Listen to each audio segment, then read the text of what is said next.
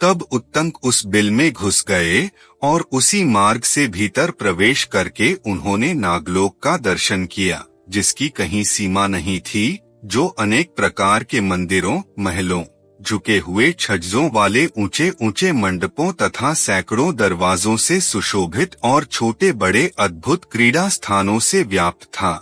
वहां उन्होंने इन श्लोकों द्वारा उन नागों का स्तवन किया।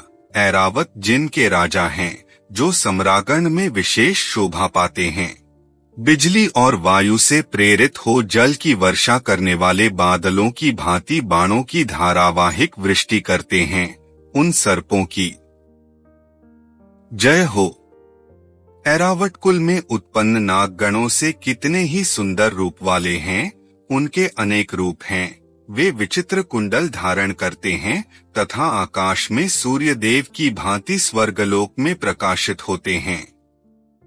गंगा जी के उत्तर तट पर बहुत से नागों के घर हैं। वहां रहने वाले बड़े बड़े सर्पों की भी मैं स्तुति करता हूँ। ऐरावत नाग के सिवा दूसरा कौन है जो सूर्यदेव की प्रचंड किरणों के सैन्य में विचरने की इच्छा कर सकता है।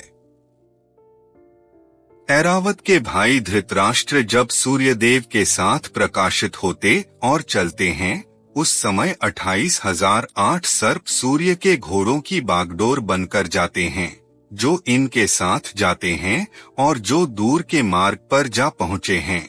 ऐरावत के उन सभी छोटे बंधुओं को मैंने नमस्कार किया है, जिनका निवास सदा कुरुक्षेत्र और खांडव वन में रहा है। उन नागराज तक्षक की मैं कुंडलों के लिए स्तुति करता हूँ। तक्षक और अश्वसेन, ये दोनों नाग सदा साथ विचरने वाले हैं।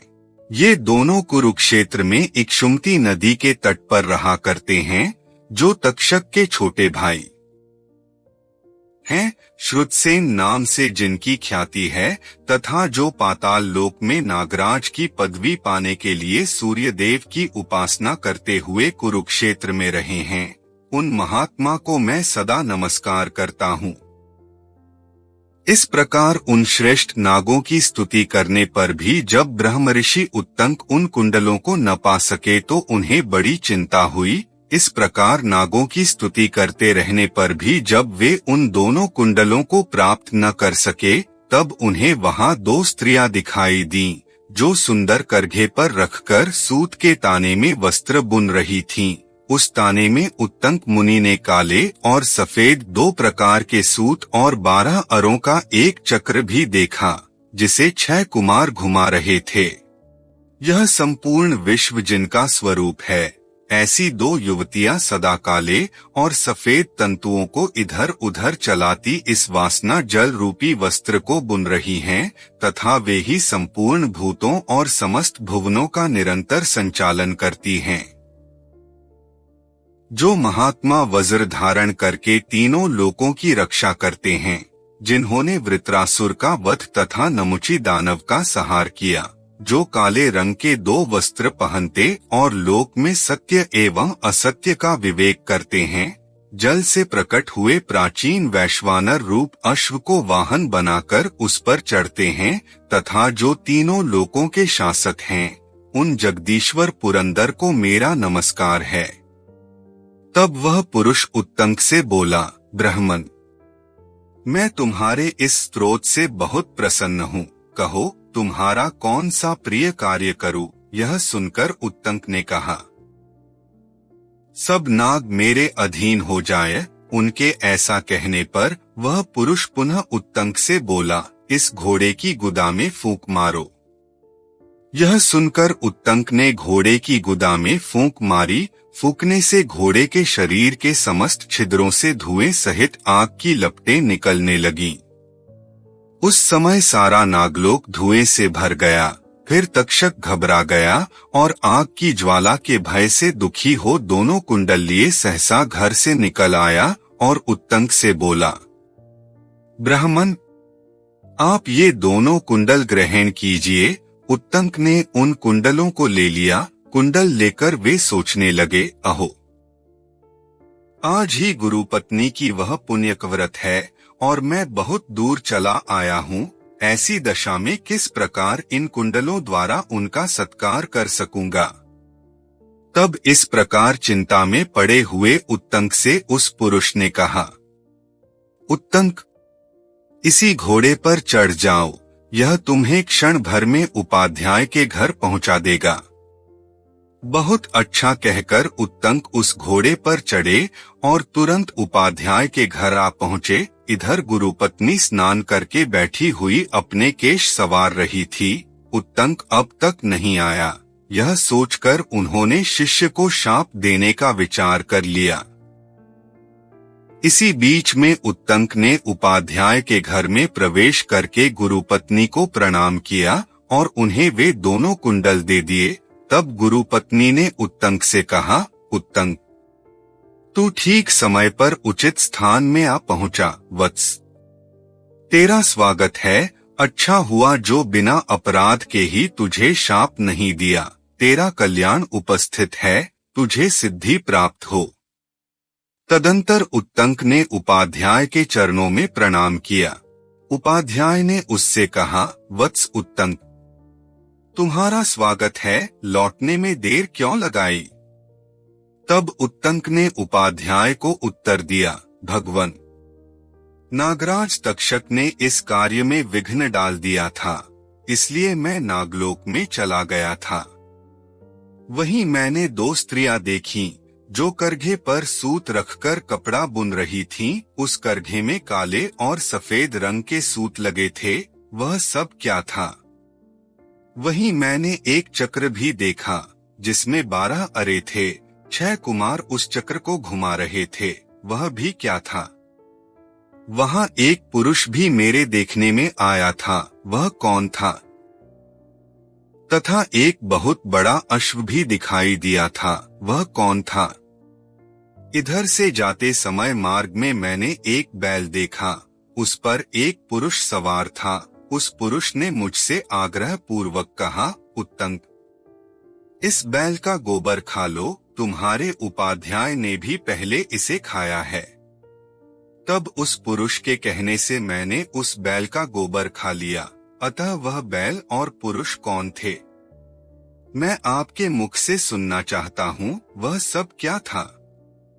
उत्तंक के इस प्रकार पूछने पर उपाध्याय ने उत्तर दिया, वे जो दोनों स्त्रियां थीं, वे धाता और विधाता हैं। जो काले और सफेद तंतु थे, वे रात और दिन हैं। 12 अरों से युक्त चक्र को जो 6 कुमार घुमा रहे थे, वे 6 ऋतुएं हैं। 12 महीने ही 12 अरे हैं।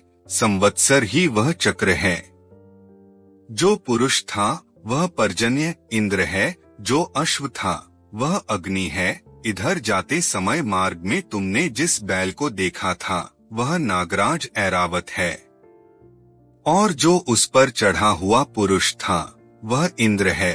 तुमने बैल के जिस गोबर को खाया है, वह अमृत था। इसीलिए तुम नागलोक में जाकर भी मरे नहीं। वे भगवान इंद्र मेरे सखा हैं। तुम पर कृपा करके ही उन्होंने यह अनुग्रह किया है। यही कारण है कि तुम दोनों कुंडल लेकर फिर यहाँ लौट आए हो। अतः सौम्य, अब तुम जाओ, मैं तुम्हें जाने की आज्ञा देता हूँ। तुम कल्याण के भागी होगे। उपाध्याय की आज्ञा पाकर उत्तंक तक्षक के प्रति कुपित हो उसे बदला लेने की इच्छा से हस्तिनापुर की ओर चल दिए। हस्तिनापुर में शीघ्र पहुंचकर विप्रवर उत्तंक राजा जन्मेजय से मिले। जन्मेजय पहले तक्षशिला गए थे। वे वहां जाकर पूर्ण विजय पा चुके थे। उत्तंक ने मंत्रियों से घिरे हुए उत्तम विजय से संपन्न राजा जन्मेजय को देखकर उन्हें न्याय पूर्वक जय संबंधी आशीर्वाद दिया। तत्पश्चात उचित समय पर उपयुक्त शब्दों से विभूषित वाणी द्वारा उनसे इस प्रकार कहा। तत्पश्चात उचित समय पर उपयुक्त शब्दों से विभूषित वाणी द्वारा उनसे इस प्रकार कहा। उत्तंक बोले, नृपश्रेष्ठ, जहाँ तुम्हारे लिए करने योग्य दूसरा कार्य उपस्थित हो, वहाँ अज्ञानवश तुम कोई और ही कार्य कर रहे हो। उग्रश्रवाजी कहते हैं, विप्रवर उत्तंक के ऐसा कहने पर राजा जन्मेजय उन द्विजश्रेष्ठ का विधिपूर्वक पूजन किया और इस प्रकार कहा। जन्मेजय बोले, ब्राह्मण, मैं इन प्रजाओं की रक्षा द्वारा अपने क्षत्रिय धर्म का पालन करता हूँ। बताइए, आज मेरे करने योग्य कौन सा कार्य उपस्थित है जिसके कारण आप यहाँ पधारे हैं। उग्रश्रवा जी कहते हैं, राजाओं में श्रेष्ठ जन्मेजय के इस प्रकार कहने पर पुण्यात्माओं में अग्रगण्य विप्रवर उत्तंक ने उन उदार हृदय वाले नरेश से कहा, महाराज, वह कार्य मेरा नहीं आपका ही है, आप उसे अवश्य कीजिए। इतना कहकर उत्तंक फिर बोले, भूपाल शिरोमणि नागराज तक्षक ने आपके पिता की हत्या की है, अतः आप उस दुरात्मा सर्प से उसका बदला लीजिए। मैं समझता हूँ शत्रुनाशन कार्य की सिद्धि के लिए जो सर्प यज्ञ रूप कर्म शास्त्र में देखा गया है, उसके अनुष्ठान का यह उचित अवसर प्राप्त हुआ है, उसके अनुष्ठान का यह उचित अवसर प्राप्त हुआ है। अतः राजन, अपने महात्मा पिता की मृत्यु का बदला आप अवश्य लें। यद्यपि आपके पिता महाराज परीक्षित ने कोई अपराध नहीं किया था, तो भी उस दुष्टात्मा सर्प ने उन्हें डंस लिया और वे वज्र के मारे हुए वृक्ष की भांति तुरंत ही गिरकर काल के गाल में चले गए। सर्पों में अधम तक्षक अपने बल के घमंड से उन्मत्त रहता है। उस पापी ने यह बड़ा भारी अनुचित कर्म किया तो आपके पिता को डंस लिया। वे महाराज परीक्षित राजऋषियों के वंश की रक्षा करने वाले और देवताओं के समान तेजस्वी थे। काश्यप नामक एक ब्राह्मण आपके पिता की रक्षा करने के लिए उनके पास आना चाहते थे, किंतु उस पापाचारी ने उन्हें लौटा दिया। अतः महाराज, आप सर्प यज्ञ का अनुष्ठान करके उसकी प्रवतलित अग्नि में उस पापी को होम दीजिए और जल्दी से जल्दी यह कार्य कर डालिए। ऐसा करके आप अपने पिता की मृत्यु का बदला चुका सकेंगे एवं मेरा भी अत्यंत प्रिय कार्य संपन्न हो जाएगा। समूची पृथ्वी का पालन करने वाले नरेश, तक्षक बड़ा दुरात्मा है, पाप रहित महाराज। मैं गुरुजी के लिए एक कार्य करने जा रहा था, जिसमें उस दुष्ट ने बहुत बड़ा विघ्न डाल दिया था। उग्रश्रवा जी कहते हैं, महर्षियों, यह समाचार सुनकर राजा जन्मेजय कुपित हो उठे। उत्तंक के वाक्य ने उनकी क्रोधाग्नि में घी का काम किया। जैसे घी की आहुति पड़ने से अग्नि प्रज्वलित हो उठती है, उसी प्रकार वे क्रोध से अत्यंत कुपित हो गए। उस समय राजा जन्मेजय ने अत्यंत दुखी होकर उत्तंक के निकट ही मंत्रियों से पिता के स्वर्गगमन का समाचार पूछा। उत्तंक के मुख से जिस समय उन्होंने पिता के मरने की बात सुनी, उसी समय वे महाराज दुख और शोक में डूब गए। इस प्रकार श्री महाभारत आदि पर्व के अंतर्गत पौष्य पर्व में तीसरा अध्याय पूरा हुआ। आपसे एक निवेदन है, आप अपने मित्रों, बच्चों को महाभारत जैसा भव्य, दिव्य, विशाल, अद्वितीय ग्रंथ पढ़ने के लिए प्रेरित करें, जिससे उनको जीवन में एक नई दिशा प्राप्त हो। अगर हमारा वीडियो आपको अच्छा लगा तो लाइक करें, शेयर करें और चैनल को सब्सक्राइब करें, जिससे महाभारत के नए एपिसोड का नोटिफिकेशन मिलता रहे। धन्यवाद।